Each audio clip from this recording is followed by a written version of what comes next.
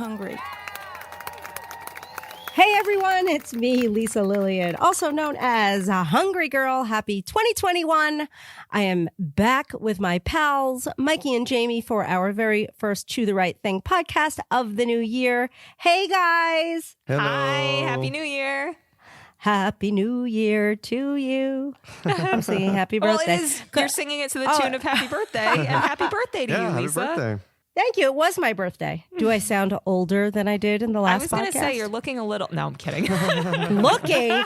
Hey, teasing. I have the enhance appearance feature checked on my Zoom. Okay, so like I should be going backwards. You look like a baby. And actually, you posted a picture on New Year's Eve on Facebook, and one of them, I thought it was Lauren, but I think it was you. Oh, wow. Yeah. Your That's 20-something niece. That's a compliment. Yeah, she's 21. I'll take it. Anyway, my birthday was really fun. It was nice. Except like, I think at this point, everyone pretty much has celebrated a birthday in quarantine. Yeah, so, we were like, just talking about really, that. And if not, you will. Mine is coming up in 24 days. So for me, it's like I went on a nice long walk with my niece. We walked forever all around the neighborhood. And then when I got back, we have like a neighborhood Facebook page. And I was just checking it out because what else is there to do, really?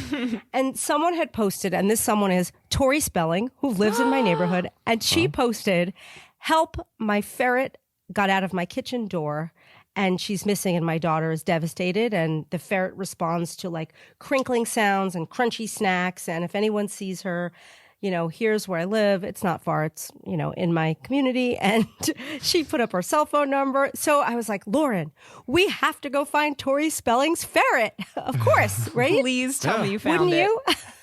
And she So we get in gifted the you with car. a 90210 DVD set. No, sorry, go on.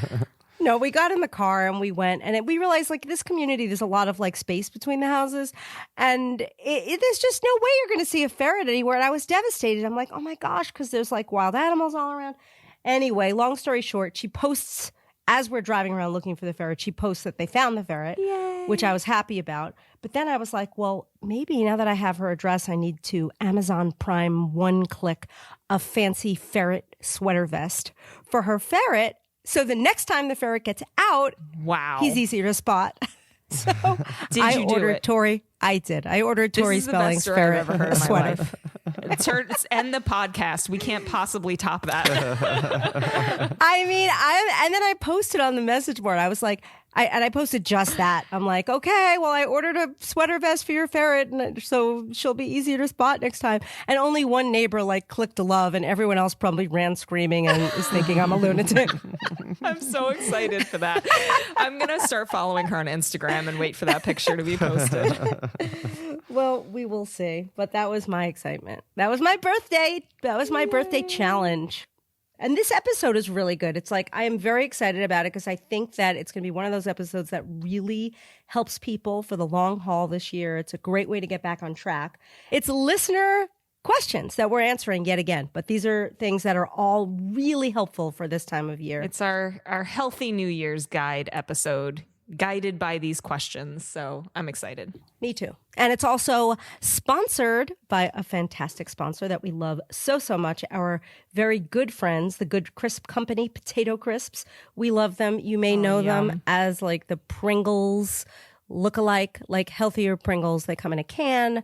They are incredibly delicious. What I notice about them, and because I'm a potato chip really big fan, and I try not to typically eat potato chips, Pringles usually like they coat my tongue. They feel like they're fatty. These don't. So it's just Pringles made for you with better ingredients. They're super crunchy. They're gluten-free, non-GMO.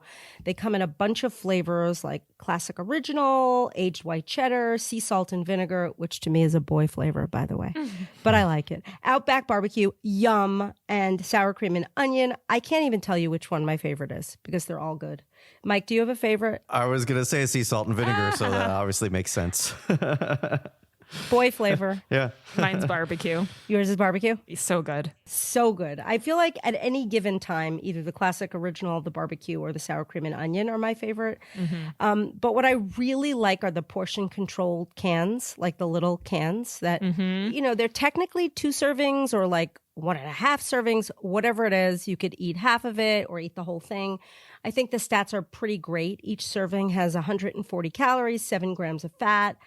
I think they're amazing. Truly. They're so delicious. I can't stress to you how delicious they are, honestly. I know, you really have to try them to believe it. Yeah. And the best part is, and this always goes, like people go absolutely nuts, and this promotion goes through the roof because you can get 50% off of all orders. And that's not all. There is a free e-cookbook that the Good Crisp Company folks have put together. It's filled with snack recipes. It's so cute, so fun. I think it might be very kid-friendly, but great for adults too, because there's really fun snacky recipes. And to get all of these things and 50% off, just use code HungryGirl on the Good Crisp Company website. And what is that URL, Jamie? That is thegoodcrispcompany.com. Makes perfect sense. That's where to go. Thegoodcrispcompany.com to place your orders. Get 50% off and your free e-cookbook with code HungryGirl, all one word, no spaces. Excellent. It's like the best birthday gift ever, Lisa. I hope you ordered. Actually, they sent a box for the holidays, and I was so happy. It was like an early birthday gift, but they sent a box of chips for the holidays. Crisps, I should say. Aw. Love those Yum. guys. All right. So before we jump in, Mikey, what you got? Breaking news. All right, this is really big news for Kit Kat fans. Hershey's is coming out with Kit Kat Thins. Now, there isn't a lot of info about them yet, but they're thinner wafers. What people are thinking that maybe instead of being 3 stacked wafers, it's 2. And I guess they're going to be in stores in March, so very soon. Oh, wow. Like, you know what? Kit Kats, not only are they one of my favorite candy bars, like taste-wise, but stats-wise. They're always really reasonable, so I cannot wait to see the stats. I'm assuming we don't know what those stats are yet. Yeah, there's nothing yet, like no nutritional information at all, but I'm sure in the coming days and weeks we'll get that info. You know, I'm like Yes. wildly Googling now as I see. Because sometimes the thins, it's like they're not necessarily lower in calories. It's just, a different texture, a different, but it will be good to, we'll find I out. think usually they weigh a little bit less, like it's the same, but they might weigh a little less. I have hopes. I have high But hopes. I would just eat more. I got one more quick little one here. We're going to have to go back to Aldi for another Haldi because they've come out with 2 new dessert hummus flavors. So the new ones, well, one of them you're going to really think is gross, but the other one I think you're going to like. One of them is sugar cookie, which I think you'll like. And then the Yum. other one is chocolate mint. Oh. Well, but somebody else made a chocolate mint hummus, like a dessert hummus that was pretty good. But Really? people love chocolate mint, and I do. I think it's a great way to cover up the taste of the chickpeas. So Good point. I'm not off board, as they would say. I'm kind of on board with this. I would try it. It's so funny. I had Aldi on the brain because in the past 2 days, I have seen 2 giant Aldi trucks on the road, and I was like, I have to get back there. So now I really have to get back there. I thought you were going to say you have to hijack the truck. Yeah, I'm not that crazy. That's me. The new Well, me in 2021. I imagine you've been Hijacking watching trucks. I imagine you've been watching a lot of true crime lately, so maybe you got inspired to, do that. To be honest, I have been watching so much less true crime and so much more Hallmark. It's kind of scary. Like, I'm not even kidding. I'm fearing that today that we're recording this, because the day we're recording this is actually Sunday. It's like January 3rd, my anniversary, by the way. Oh, happy anniversary. Thanks. But I think today is going to be the last day that they're going to show Christmas movies on Hallmark, and I am sad. What Very was your sad. favorite one from the holidays? Do you have a Good favorite? thing I have the app. Yes, I think I do have a favorite. I loved, and it was not a new one. I like anything with Candace Cameron Bure, which you guys know. I'm like obsessed with her. But I loved the one I saw that I loved the most, I think was called Christmas Town, where she gets like stuck in this little town. She's like on her way to another little town, but she gets stuck in this little town and like falls in love and gets rid of her. Like I realize that these movies are very formulaic. They all the same thing happens. Like it's always like a really cute, likable main character. She's got this soon to be ex-fiance. Like they think they're getting married, but then she easily falls in love with someone new she meets in a day or two, and they don't kiss until the end, and then the credits roll. And then the original terrible Sweet Home fiance is out the door. Alabama. Basically. Wait, but Lisa, don't worry, because soon Hallmark will come out with their Valentine's Day suite of movies. yeah. So They you'll be have okay. those? I think so. They have to, and if Yeah. not, future business. Isn't every Hallmark channel show a Valentine's themed? I mean, it just seems like it's the same story. Someone falls in love with somebody else. It's like it's always Valentine's All on they have Hallmark. to do is CGI the Christmas decorations and change them to red and hearts. Done deal. There's something about them. I just love them. So today's my last day to do that. Anyway, so all right, well let's are we ready to jump in? I don't know. Should we tell people the big breaking news about January and Hungry Girl and the exciting things happening? Oh yes, Jamie, take it away. All right. This is so exciting. Finally, at long last, Hungry Girl Fast and Easy, all natural recipes in 30 minutes or less, is coming out in the middle of the month, so January 12th. And to celebrate, Lisa is doing a cooking show every single Tuesday in January, 5 o'clock Pacific time, 5 p.m. Pacific time, 8 p.m. Eastern time. And she's going to be doing new recipes from the cookbook, fast, easy recipes, and giving out tons and tons of amazing Hungry Girl swag. So you guys have to join us. It's going to be amazing. Facebook Live. So just go to the Hungry Girl Facebook page every Tuesday in January. I'm so excited. The first one ran already yesterday because this podcast They can drops still on watch Wednesday. it, right? We can Yeah, put a so they link on can- the Foodcast page. Yeah, we'll link it. Yeah. Replay. Cool. Replay. I'm very excited. I haven't been live in a while. I know, I feel like it's- I've like been in hiding. I've been busy looking for Tori Spelling's ferret. That's what I've been busy doing. Okay. So we've got voicemails from listeners who need help, and we're here for them. Hi, Hungry Girl, Jamie and Mikey. My name is Kelly Lynn, and I'm from Cape Breton Island in Canada. I absolutely love all of your recipes. Because of you, I was able to jumpstart my weight loss again, and now I'm losing weight for my wedding. So my question is, how do you avoid falling back into bad habits? Every day, it's a struggle to remember not to munch while making supper or to avoid those BLTs. If I slip once, I fall back into that habit. So how do you avoid falling back into old habits? Thanks, Hungry Girl. I'm a huge fan.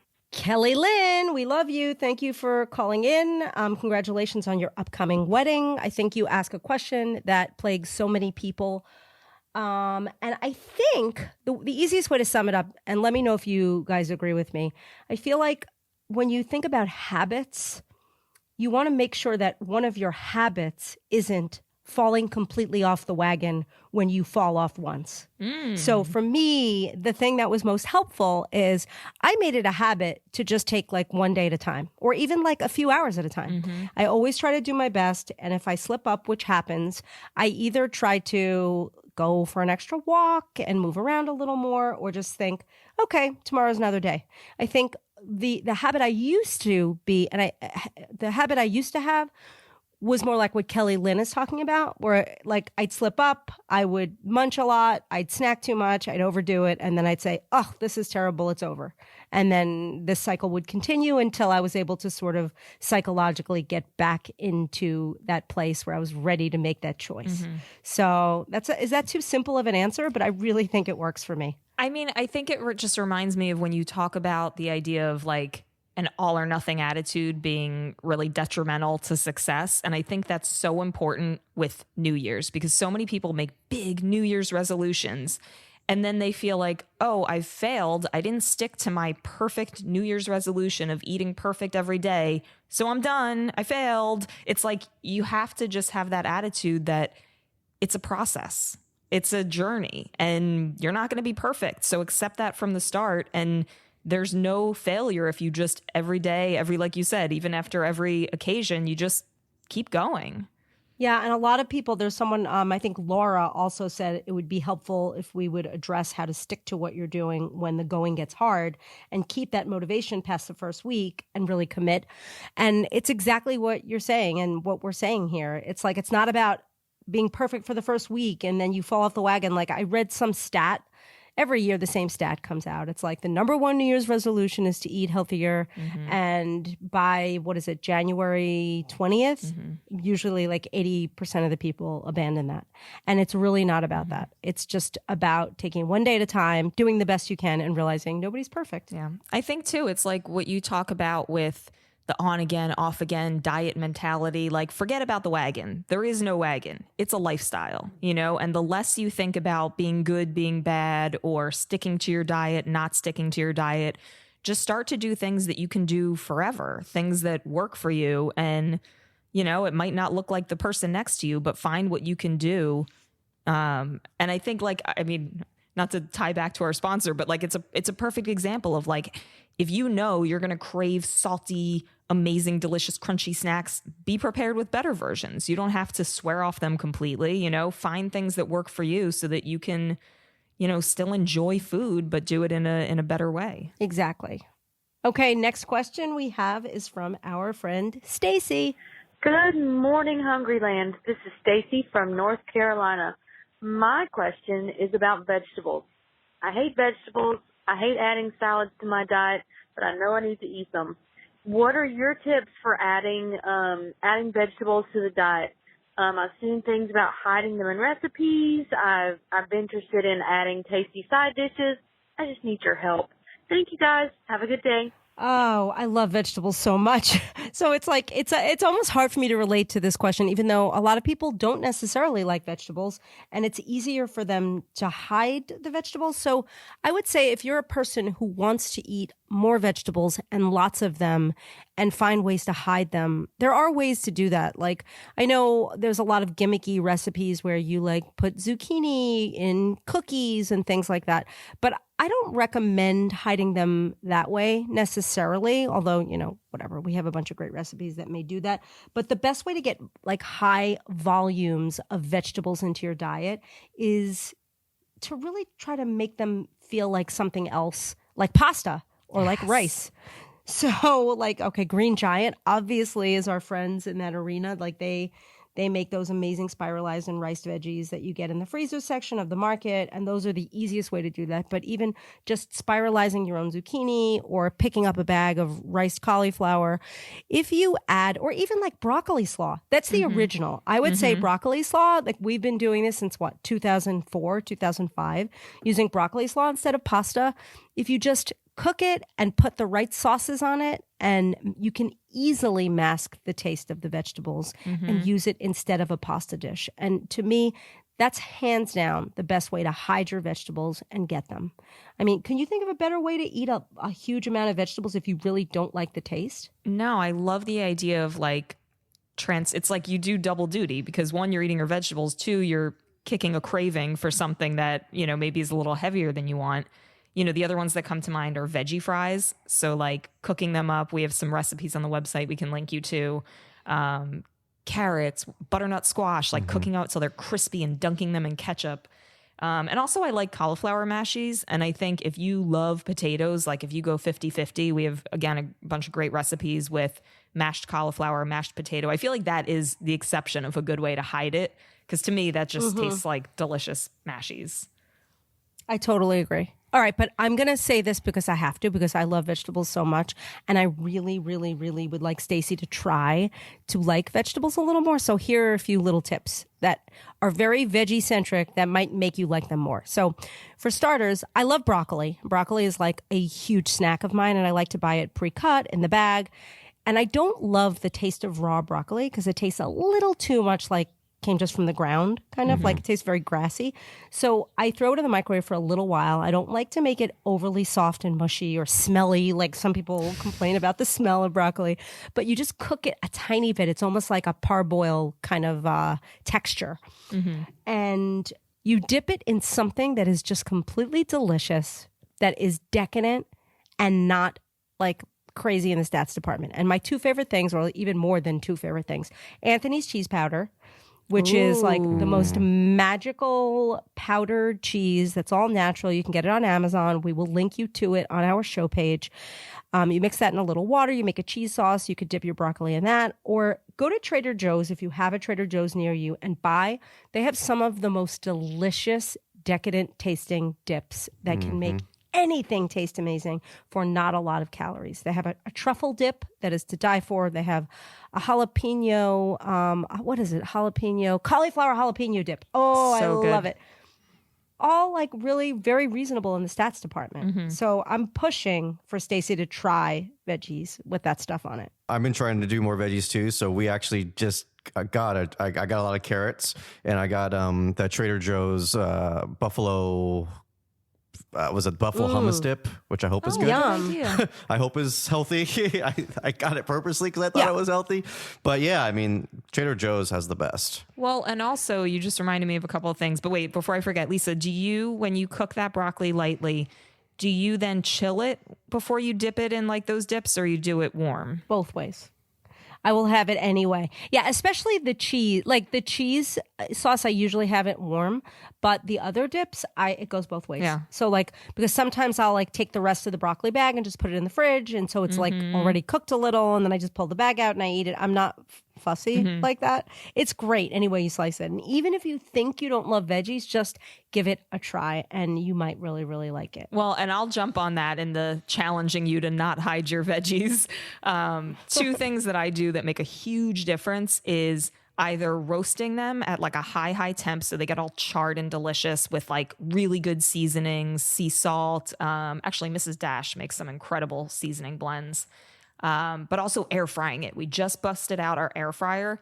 We cooked some chicken in it. It's amazing Oh my God, it how, was so I know this good. is like off the veggie topic, but how crispy and decadent the outside is. So like air fry some, like those carrot chips would be great in the air fryer. I feel like any veggie, if you put in the air fryer, starts to taste more decadent and yummy and delicious. So that's my challenge. Love that air fryer. Okay, are we ready to move on to our next topic and question from our friend Jeannie? Hi, Hungry Girl, Lisa, Jamie, and Mike. This is Jeannie, and I'm calling to ask a question about your stats that you're always talking about on the podcast.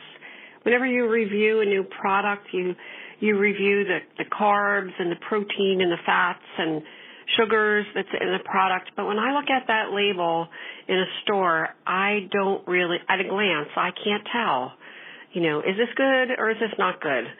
What numbers should I be looking for? Or what numbers should I be saying, whoa, stay away from that? If you could explain that a little bit more, I think it would be really helpful. Thanks so much. Bye. Thanks, Jeannie. That is another great question. I feel like we hear this all the time, and not just from people who read our content or listen to our show. I hear that from a lot of companies who are pitching us with their products. Like they want to know what stats they need to aim for. And, for me, I know it can be overwhelming when you look at a label. And there's a lot of people that go straight for the ingredients, and they are of the belief that I have to look at the ingredients. If sugar is number one, I can't have this product, or if something else, or there's a lot of preservatives. Look, I try really hard to get products that have cleaner ingredients, but that's not my first place that I stop. Honestly, when I look at a label, I want to look at the macros. I want to look at the stats, but it's not as much for the exact amount of protein, carbs, fiber, fat. Sure, do I stick with lower fat items? Kind of, but it's really more for me about the calorie counts and the serving size. Is it a good deal? Do you get a lot of bang for your calorie buck? Does this package look like it has one serving, but it really has 3? And you have to do a little math. I mean, that's the bottom line. It is all about math. And Jeannie, I mean, if your doctor has told you you have to aim for a certain number of carbs or a certain percentage of fat in your diet, then that information is right there on the bags, and you just have to do math. But for me, my math is always, I looked at this bag. It has 4 servings. So what if I accidentally eat all 4 servings? How many calories am I going to take in? And I think that's a place that I tend to start, but that's probably because I am not on a low carb diet. I am not a believer that all fats are bad fats, so I don't always avoid higher fat foods. I do like fiber. And I do try to get foods that do have a lot of fiber. So if you're at the market and you're in the bread aisle, or you're looking at a food, whether it be a cracker or bread or cookies, and you're hoping that there might be fiber, that's a good number to look at. And if there's a choice, then grab the one that's higher in fiber. But I don't think that there is like any hard and fast rule for the number of carbs, the percentages of carbs, percentages of fats in my world. Again, I am not a nutrition professional. I'm not a doctor. I'm not a registered dietitian. So for me, it's not about those numbers. Clearly, if you are worried about that for your health and you have a dietitian or someone who's recommending what you take in, look at those numbers and do the math. Like, I know so many people that really watch their carbs. So they're looking at that carb number. And so if it's right there on the bag, if this product you're eating in the morning is super high in carbs, then maybe for lunch, eat a product that has fewer carbs. But again, it's all about that. How many servings are in the bag? I feel like that's the best tip also, because those macros, the carbs, the sugars, the protein, they mean nothing unless you're paying attention to the serving size. So if you look at them and you think, oh, these are good numbers, but then you follow Lisa's tip and you look at not only the serving size, but the servings per container. And you say, there's so many things that I look at that are 3 servings or 2.5 servings. And I'm like, I know I would eat that in one sitting. So again, those numbers, they may look impressive, but you have to, be a little bit of a detective, like Lisa talks about, do the math and say, is it really worth it for what's a realistic serving size for me? A couple of other things that come to mind. If you are not on specifically a low carb diet or a low sugar diet, and you're just looking for like general help looking at those numbers, I actually think the daily value percentages can be helpful. Just to like simplify it, if I look at something and it says, oh, this is 60% of the carbs you're supposed to have in a day, even though that's like a general, not specific number, and I think it's based on like 2,000 calories a day, whatever. It's still a good guideline of, am I going to eat, like, do I want this to be the majority of my carbs for the day? No, then maybe I want to look for something lower. I feel like it's just like a good little check-in to see how it compares to what you would take in for the whole day. Mm-hmm, totally. And I personally love protein. So when something has more protein than other sort of macros, I go for that. Because I know protein satisfies me and it's not going to make me hungrier. I know if something's higher in carbs, I'm going to feel hungrier after I eat it and less satisfied. So hopefully that's helpful information. I think too, one thing I just wanted to say is the idea that like, especially with sugar and carbs, they're not all created equal. So sometimes people will say, hey, how can you write about this product, Hungry Girl? It's so high in carbs. And then we look at it and it's like freeze-dried fruit. Like if it's something that a lot of times if I see a high sugar or carb count, I'll look at the ingredients. And if those sugar and carbs are coming from like really healthy natural sources, like for me, that's a little bit better than, oh, they're just coming from white flour and granulated sugar. Right. Exactly. Good advice. And a quick note to those companies that send in stuff that don't make the nutrition label cut for Lisa. I end up eating them. So bring them in, like those sweet potato fries and chips that came in a couple weeks ago that were, I think, 130 calories for like 5 chips. I ate them and they were really good. Thank you. What makes you think we wouldn't write about those? 5. Those tasted good. But they were like... There were 5 chips? It was like, I think 5 or 6 chips for 130 calories. So compared to like a regular bag of potato chips is 14 chips for usually like 130 or 40 calories. Mike's learning. Look at you, Mike. I'm impressed. Thank you. Thank you very much. Oh, well, we have more of those chips in the office, so feel free to grab them Okay, I will. when you go back there. All right. Are we ready for our next cue? We are. Here we go. Hi, Hungry Girl staff, Lisa, Jamie, Mikey, and everyone else. This is Rosemary from Florida, and I have been a huge fan of yours since the very beginning. And I'm very fortunate that I even got to meet you a couple of years ago here in Fort Pierce. Anyway, my question for the new year is afternoon snacking.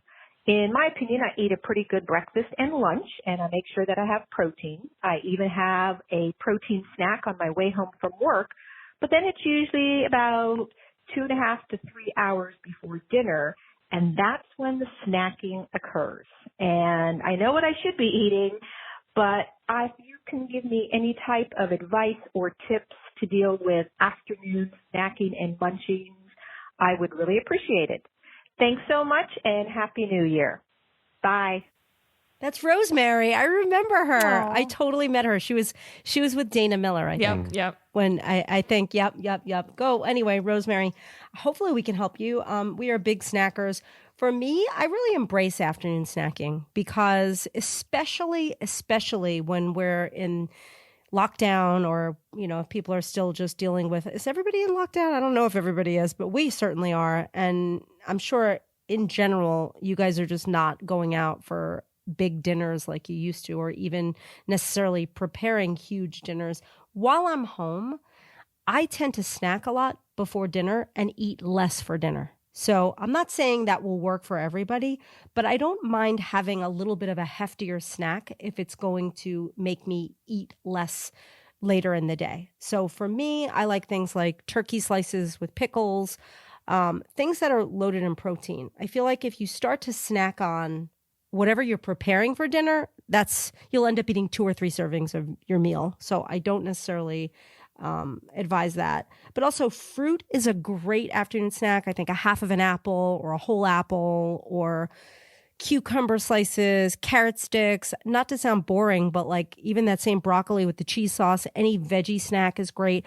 I tend to not have like sweet snacks because I know that's going to make me much hungrier and eat more at dinner. So I think it's just about creative snacking before your meal and getting something that's going to sort of curb your hunger so you don't overdo it during your meal. That's what works for me. Yeah, I think a couple of things that I picked up on from what you're saying too, high volume snacks. So if you know you're a muncher snacker, you want to keep going, like fat-free popcorn is a good one because you can eat a lot of it. Veggies and dip, like you talked about, like, again, if you know you want to keep going back, pick something that you can have a lot of for not a lot of calories. The other thing too that works for me, like you said, like if you know you're a snacker, plan for it. Plan to have a snack. Don't make it off limits or bad. If you know that you're going to crave a certain thing, have the healthier alternative. And then also, this is a big one for me, is make it off limits for yourself to eat out of a bag or a box, and like always like put a portion on a plate, That's like a little trick that worked for me. Because if I start, like, it's okay to munch, but like put it on a plate so you can look at it and know what you're taking in. Because if I start reaching into a bag or a box, I can like kid myself. Oh, did I only have 2 or 3? Yeah, I think so. Let me keep going. But if I'm sort of more mindful about it, that helps me. Totally. I totally agree because it's too easy to eat the whole bag. Absolutely. And it's good to make rules. Like it's one of the questions we're asked all the time is how do people stop eating after dinner? Like for so many people, it's nighttime snacking that really does them in. And for me, and this has helped because I've been doing this for, I would say, pretty much a year now or almost a year now, is that I stop eating at a certain time.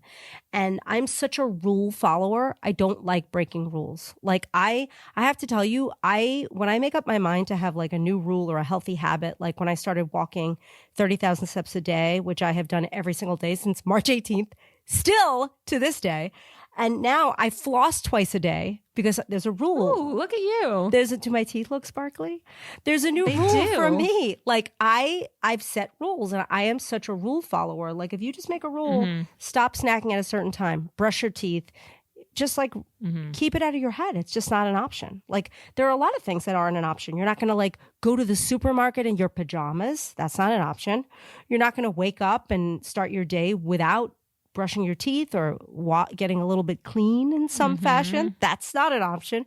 Make that same rule or a similar type of rule for snacking. I like that. For me, I know that my after dinner snack is berries, like strawberries, blackberries, and it's sort of like, and not even a rule, like a guideline. It's just something that I know I've planned for it. That's my after dinner snack. And it's the same kind of thing. For me, it doesn't matter what time I have it, but it's just, that's what I eat after dinner. I don't eat anything else after dinner.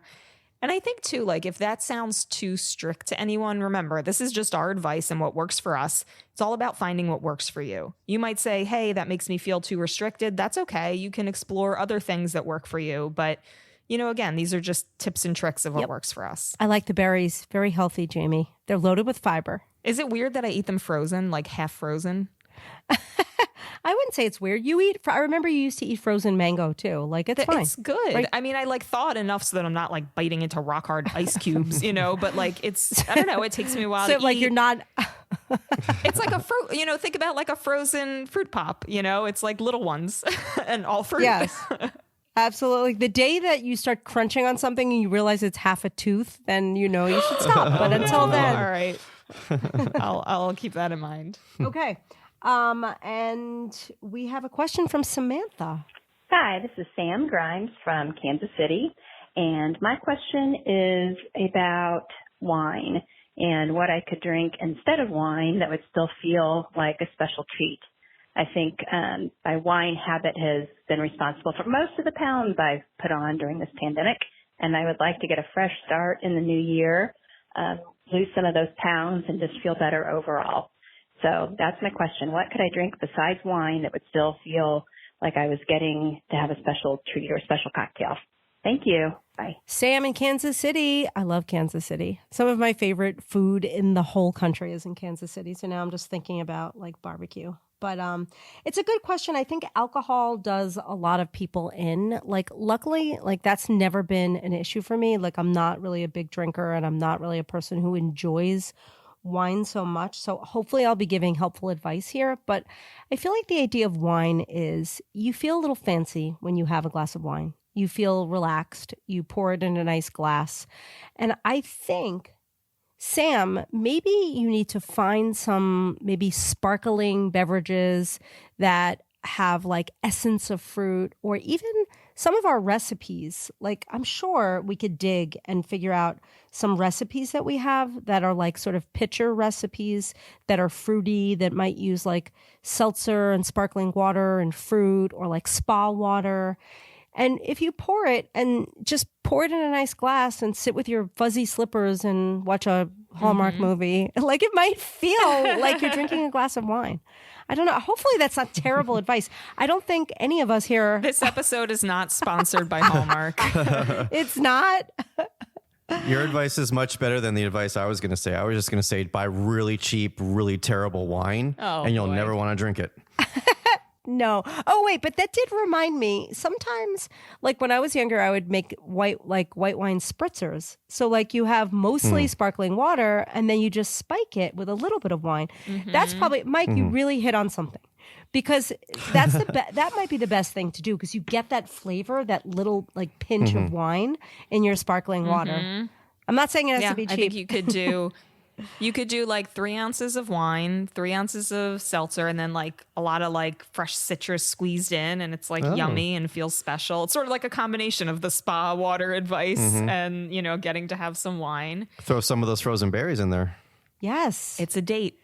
Yes. Or like, you start off with like half and half, and then you go from 3 ounces to 2 ounces, and then just to 1 ounce. Yes. It's like you wean yourself off the Training wine. wheels. Perfect. Yeah. I think too, there are some low calorie wines. So one that we've tried and liked is Fitvine, that has a lot fewer calories, sugar, carbs than regular wine. And then I know Mike's all about this because he normally will only have a glass and hates opening a bottle. They make single serving wines. So you can go and find, if you Google it, there's a bunch of them. That way it might keep you from going back for that second or third glass if you have those single serving options. And then another thing I thought of is like maybe make it more of a special occasion. So if you find that you're having 1 to 2 glasses of wine most nights, maybe say, you know what, it's my Saturday night thing, or it's my Friday and Saturday, like, only in the weekends, like you said, a little rule. And then it does feel really special. And, again, it's like a little guideline of like, wait, it's not Saturday. I'm going to wait till Saturday. I can wait that long to have my glass of wine or my 2 glasses of wine. And I do like those little cans, those little skinny. Someone sent us like these sparkling rosé cans, and I'm not going to lie, I did have one over break, and it was amazing. It was so good, and portion controlled, because I'm the same way. If I open a bottle of wine, I end up it just goes bad. I try to share it with people, but it just ends up sitting there, and I feel bad. But and there are some people that would say, well, I'm not going to let it go to waste, so I'm going to have 2 or 3 glasses tonight so it doesn't go to waste. That's never a good idea. I'd fall on my face. I would fall right to sleep. Well, And you know what the old Weight Watcher adage is? Better waste than waste, which works much better written than it does audio. But better waste as in throw it in the trash than waste as in, Right. a moment on the lips, forever on the hips. Right. It's WASTE, not WAIST. Who was it? Somebody was like, nothing tastes as good as being thin feels, right? Isn't that the old Weight Watchers line? Somebody said that the other day. But I feel like it's very old school. I feel like you can't say that today. But somebody said it yesterday, and I was like, "Who are you? Are you transported here from 1967?" What did her hair look like? Oh, it was a beehive. Did she have a bouffant? She had a beehive. There you go. Okay, and we do have one more question today, and this is coming to us from Bridget. Hi, Lisa, Jamie, and Mikey. My name is Bridget, and I'm calling from New Jersey. I have a question. How do I bust through a plateau? Despite tracking, weighing, measuring, and lots of exercise, the scale just won't budge. Can you help me, please? Thank you. Bye. Bridget, you probably hit on the number one question that we are asked consistently over and over and over and over again. It's the plateau question. And I feel like the truth is there are different things that work for different people. For me personally, because I'm a bit of a creature of habit, and I tend to fall into this place where I do exactly the same thing every single day. I walk here at this time. I eat this food at that time. I eat the other food at this time. I eat the exact amount of calories I don't know. I could get into a place, especially when I'm focusing on trying to lose weight. That's what I do. And I feel like the only thing that ever really helps me is to change things up. The best advice I could say is change it up. Change up your exercise, change up when you eat, change up how much you're eating. Maybe have one day where you are eating fewer calories, whether it's 200 or 300 calories less, and the next day just eat the regular amount of calories. Change. Like, to me, changing things up is the best way to beat a plateau. I don't know, Jamie, what your experience has been. I know we got some advice from community members of things that work for them. So feel free to share any of that. Yeah, I mean, I think you hit the nail on the head. And one thing, too, to keep in mind is once you've lost some of the weight, you may need fewer calories. Your body is smaller. You don't need as many calories to fuel it. So we can link you to a calculator to look at, of course, you want to still consume a healthy amount of calories, but it may be lower than what you're consuming now. A couple things that really worked for me, too, and it goes right in line with changing it up. Back to basics. If I'm at a plateau, I will eat fewer packaged foods because you never know. Sometimes they have more calories than you think. Same thing with eating out or takeout. Just look at those, because when you start to change it up and maybe do less of that, you might be taking in more calories than you realize. And so that can kind of help. So here's some great advice we got from the community. Elaine said, always go back to what worked before the plateau. She said, for me, it's measuring and weighing. She follows Weight Watchers, so she became extra vigilant about tracking points. Some other great advice from Vanessa. She said, I sit down and write 10 things that I need to do or stop doing that will help me in my journey. I pick 3 and I vow to do them. And she said, for me, it's not even just weight loss, but other things in my life that maybe are contributing or getting me stuck. Oh, Kelly said, I go back to basics with Weight Watchers, but sometimes I need a kick beyond that. And when I need that, I follow the Hungry Girl diet for a bit, and it really helps. So if you guys don't know, we have a 4-week Jumpstart diet plan with a whole lot of great information about, lifestyle eating, but it's a book, and it's really a great way to jumpstart your weight loss. So we will link you to that. You can also get it on Amazon. Oh, this is good advice from Diane, especially for Weight Watchers people, WW folks. She also recommends changing up your food. Look to see if you're actually tracking the right numbers, because sometimes stuff changes in calories and points value. She said, keep drinking your water. It really helps with weight loss. And you might need to rethink, your 0-point foods. And that can go for even people that aren't on WW, things that you consider sort of free foods, no problem. If you're eating too much of them, portions do count. And she said, think positive. Positive self-talk works. Those last 10 pounds can be just as hard as, the first 10 or 20. So, give yourself a break and just keep at it. That's all great advice. And it made me think, I think there's a lot in there, and I'd love to reiterate some of it. I love what you said about sort of eating fewer packaged foods and watching out for those 0 point foods. Because I feel like a lot of, no matter what the new Weight Watchers plans are or whatever diet plans there are, there's always sort of ways to beat the system. And a lot of times people like to beat the system.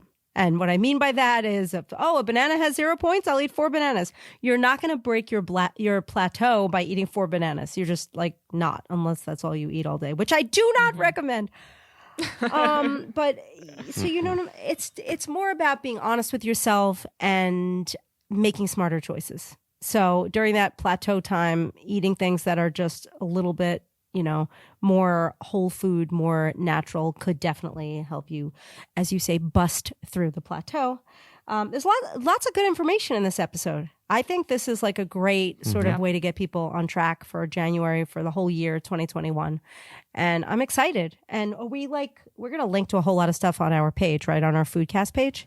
Oh, yeah. Oh, good. Oh, yeah. And I want to remind people, too, we love hearing your questions. If you like these types of episodes and you have questions, please call and you just leave it as a voicemail. Mike, where do they do that? 805-380-8075. And the cool thing is, if you are featured on the podcast, you will get a special fun gift from us. Lisa, what do you think about giving one of the voicemails that was featured today a copy of the new book? Ooh, okay. I'll even sign it. We're going to pick one at random. Should we announce who it is right now? Yes, I'm not picking it at random. I'm closing my eyes. I'm picking Rosemary. I have to. Oh, There you go. Rosemary, congrats. Rosemary has been a subscriber since I don't know, day one. So I hope nobody else is sad. But everyone else is still going to get a really cool thing. Yeah, and we've got some long-term fans that are really active in the community and have been with us for a while on the list. So you guys are all going to get a special present. And call and leave a voicemail. If we use it, you could be one of the lucky recipients. And to get the information and more details about things that we discussed today, and we're going to link to some great recipes, you can go to our show page at hungry-girl.com/foodcast. Also, I think it would be a great way to start off the year by reviewing the podcast, don't you think? Isn't that like a fun activity? Yes. Great idea. Totally. Yes. You should do it right now. Mike, how do they do that? They go to whichever app they're using. Most people are on the iPhone. So go to the podcast app and click on our podcast, which you already have because you're listening to it right now. And scroll down to where it says write a review. Click it on, write a review, give us 5 stars if you really think we deserve it. I think we do. And and then hit submit. And then that's it. And make sure to subscribe while you're there, because a few months ago they had an update, and now I don't even get the notifications. So make sure you are subscribed on your apps. Yes. On your podcast. Yeah. And thank you guys so much for tuning in. It was we have been sort of not working very much for the past week and a half. And it's been a while since we recorded the podcast. And I was just thinking wow, we're so fortunate to be able to record these podcasts and have people appreciate the work that we do and benefit from it. So thank you for that. And we look forward to a lot more of this in 2021, which hopefully will be a little bit more sane and healthy and slightly more normal, right? Yes. Absolutely. Here's hoping. All right. We'll be back next week. In the meantime, please stay happy. Please stay healthy. And always remember, I'm Lisa Lillian, also known as Hungry Girl. Till next time, chew the right thing.